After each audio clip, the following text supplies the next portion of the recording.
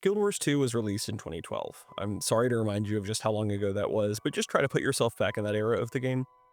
You've been playing for a while, and you've come to know these classes very intimately. You're very confident in which ones you love, and which ones just haven't grabbed you, and you're content with that. But suddenly, the first expansion's on the horizon, and with that comes the promise of reimagining the things you already know and love, Elite Specializations. New ways to be those same classes you spent so much time learning and digging deep into. What do those look like to you?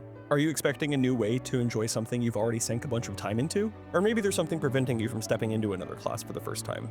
I imagine the answer is some combination of those two, along with any number of other more specific things for a majority of players. Most other games have a tendency to release new characters, new classes, new archetypes, and more, but Guild Wars 2 doesn't, at least not the way you'd expect. We've had the same 9 classes since launch, and I know Revenant was added after the fact, but still, ever since then, all new player-side content in the game has been built around that paradigm of 9 classes. I know that's not terribly novel for games. Plenty of character-based games will add new skill trees as post-launch content. It's not unheard of, but it is interesting that Guild Wars has continued with that paradigm for so long, isn't it? I know we've had new weapons, but ultimately those new weapons support the Elite Specialization paradigm and not really the other way around. You could make that argument, but I think most players would agree that Elite Specializations feel different, at least it certainly does to me. With that comes some really interesting design problems, and they're problems with solutions that I do think benefit us as players to understand more intimately. So what is it that makes one of these Elite Specializations compelling? We're closing in on our 36th one with Visions of Eternity, and I think what makes for a compelling Elite Specialization is still a bit of a secret to most players, so let's see if we can try to untangle the ways ArenaNet designs some of the best. If you want to support me making things, click like, subscribe, and check the Patreon if you have the means to help out. I have big plans for this channel for both Guild Wars and beyond that, and your help means a lot. Thank you. Many specializations I've seen go on to become very popular with the general player base are fundamentally modernizations of the class that they're building from. They're new approaches to the same core tools that a class has always had access to, in ways that feel appropriate for a more modern Guild Wars. Like we mentioned up at the top, Elite Specializations weren't always in the game, so it's a pretty new design paradigm, and the goals for each batch has changed each time. But even under that design framework, lots of those classes tend to feel left behind. As a result, a lot of these new Elite Specializations need to carry the identity of their core class with them into a modern Guild Wars 2. Many of them do it very successfully. Reaper, Scrapper, and Spellbreaker are all very popular specializations with clear identities and passionate player bases. The most successful of these Elite Spec designs do a little to inject a bit of their own texture, not to disrupt the core identity, but just to separate itself a little bit. The way Condi Reaper uses Chill to apply bleeding is actually a great example of this. It helps give the class a bit of its own individual identity within the shared language of the broader class. Elite Specializations are not characters, they certainly aren't classes on their own, but giving them each a bit of their own identity helps them stand out among all the other Elite Specializations they need to share the spotlight with. Not every Elite Spec is an immediate reimagining of a class's core identity though. Lots of them buck that trend pretty dramatically and change the relationship that a class has to the tools it's been defined by for years and years. They take a class's core vocabulary and do new things with it. It's like a jazz standard, it takes familiar concepts and plays around with them a little bit. Soulbeast does this excellently. By removing the pet from the equation, Soulbeast now suddenly looks at its Ranger Pet Matters tools in a brand new light. What do these things mean without an active pet? Does this let us stack modifiers on ourselves in new ways? What do these changes let us do? By upending the normal for a class, it suddenly becomes a new puzzle, and it plays and behaves differently as a result. This helps give the class new life, and it also has the benefit of drawing in players that might not have given the class a shot prior. I've seen plenty of Necromancer players give Thief a shot after it got Spectre, and some number of those stuck around and explored a class they might have written off previously. It's important to acknowledge that many of these designs aren't going to resonate with people that feel strongly about the core identity of a class, but that's okay. If you're already enjoying a given class and you don't like a new Elite Specialization, that's not a design failing, that's ArenaNet widening the net they're trying to cast. An existing Ranger player doesn't need to enjoy Gale Shot if it gets people to play Ranger that might not have played it previously.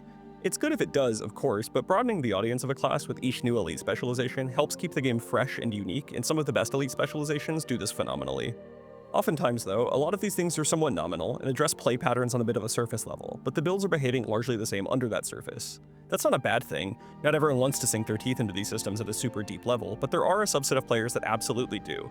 And some of the more successful designs for those players are the more transformational specs. Deadeye, Firebrand, and Hollowsmith all fit this bill.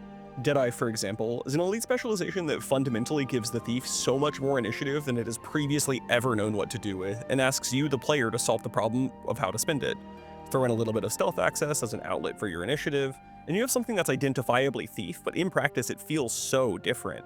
It's a hard task to pull off, but when a spec ends up getting players to really delve deep into its systems in ways that are completely unique, that's when it captures the most devoted players that will never let the spec go. It also bears mentioning that specs with deep mechanical ties oftentimes have one or two things that aren't themselves pillars of strong design, but are themselves solid signposts of a good foundation. The first of which is strong mode-specific traits. A really clean example of this is compelling defensive traits competing directly with damage traits. Very frequently, PvP builds are going to want ways to index further into survivability so they can survive fights and actually maintain their pressure. But obviously, in PvE, where survivability is a responsibility the healer absorbs for the group, those traits aren't going to be necessarily compelling. While this trades some build complexity in PvE modes, in PvP that helps the elite specializations have interesting trade-offs in their decision-making. Those trade-offs elevate a build. When decision-making starts before play even starts, players are invited to understand their build better, and that helps reinforce the spec's identity. So we've spent a bit of time now going over elite specializations' relationships with their traits, but what about their weapons? We live in a world where weapons aren't elite spec locked anymore, and they shouldn't be. I think in a lot of ways, weapon master training has made the game more vibrant, but it has definitely led to weapon homogeneity for a lot of classes. This isn't unsolvable though. Even weapons with comparable damage values on paper might do unique things that can be directly rewarded with damage. That way, different elite specializations can make use of weapons in fresh ways. Not to go right back to my wheelhouse, but Willbender is a great example of this on both ends of the paradigm. Power Willbender, despite caring above all else about hit count, had one of its weapon permutations, Sword Focus, overcrowded by the raw damage of Spear, leading to it and Dragon Hunter having more weapon overlap than they might otherwise have. But Condition Willbender can use Scepter to fuel that multi-hit centered playstyle despite the weapon itself not having any associated conditions. This lack of build weapon parity between Willbender and Firebrand helps to give the two different Condition Guardian builds even more distinct identities relative to each other. When there's 36 unique elite specializations in the game, and each of those often has at least 2 different viable configurations, making each feel unique is definitely a tall order. But leaning into unique components of weapons that might otherwise crowd one another out helps these elite specializations stand apart from one another without explicitly denying players build options. So we've gone over the exploration specs, the transformative ones, and those that modernize the class they built on, but there's a bit of an oddball category in there as well. The elite specializations built around a very specific and clear core fantasy. These are specs whose core premise defies the prior categories and instead has such a clear and distinct mechanical experience that they want to serve to the player. Often this ends up being a bit of a gamble. Not every spec with a particularly clear fantasy is going to deliver on that very well. We'll get back to that later, but there's a handful with very specific identities that commit their entire design budget to reinforcing that. Daredevil is built to promote a high-risk playstyle, so things like Brawler's Tenacity want you to play with as low an endurance value as you can possibly maintain. This forces you to take risks and not have access to the system-wide defensive option, dodging. Berserker operates in a similar space, where its whole gameplay loop is about completely relentless aggression in every single aspect of its design, from its attack speed to its adrenaline gain and how quickly it cashes in on that adrenaline, built to reinforce that brutal pace of play. While these specs often end up achieving similar goals to the strengths we already covered, more than anything else, they present such a crystal clear power fantasy that supersedes anything else it's trying to do. But that all begs the question, what makes for a weak elite specialization design? Obviously every elite specialization has an audience, that goes without saying, and I don't want to say any of the designs here aren't fun. Hell, I enjoy some of the ones I'm going to mention here a whole lot, but I do think it's worth trying to evaluate these on terms of how economical that design is. There's limited space for elite specializations in a given expansion, and any one falling flat runs the risk of homogenizing the overall space a class is able to cover. That can be problematic, not unfixably so, but it can certainly serve to stunt player acquisition for that class. But I'd definitely say the two biggest signs of a weak elite specialization design is a design not pushing far enough or a design not being wide enough. Elite specializations need to be specific in their designs. They don't overstep and cover too much of the space their parent class allows for. That way it can coexist with its siblings in a healthy way. It is important, however, that the design doesn't end up failing to cover a wide enough design space. If the spec is too narrow, it might present a fantasy that players want to experience, but they don't really have a reasonable outlet to. This is rather subjective, but when you're presenting players with a mechanical and thematic playground, prescribing a very narrow range of ways to play might end up feeling overly restrictive. Early Druid was actually a great example of this. While Druid now has an extremely performant and interesting DPS build, for many years it was exclusively a heal build. If you wanted to play a damage-dealing nature magic character, you literally did not have an outlet for that fantasy. Druid had no reason to be that narrow, and when ArenaNet gave it Blood Moon and Eclipse to allow it to perform in a damage role, the spec grew into its own. Now there were a plethora of ways to engage with the core systems presented by Druid, and more players could lean into that fantasy without it crowding out other options within Ranger. So an elite spec might not be wide enough, but what about when the spec doesn't push far enough? These specializations often have a tendency to present a strong fantasy and give players a variety of build paths, but that variety is mostly on paper. When a spec is surface level and doesn't encourage players to dig deep into their systems, very few players will. This isn't to say there aren't things to dig into with these specs, but without a design that encourages players to do that, plenty won't.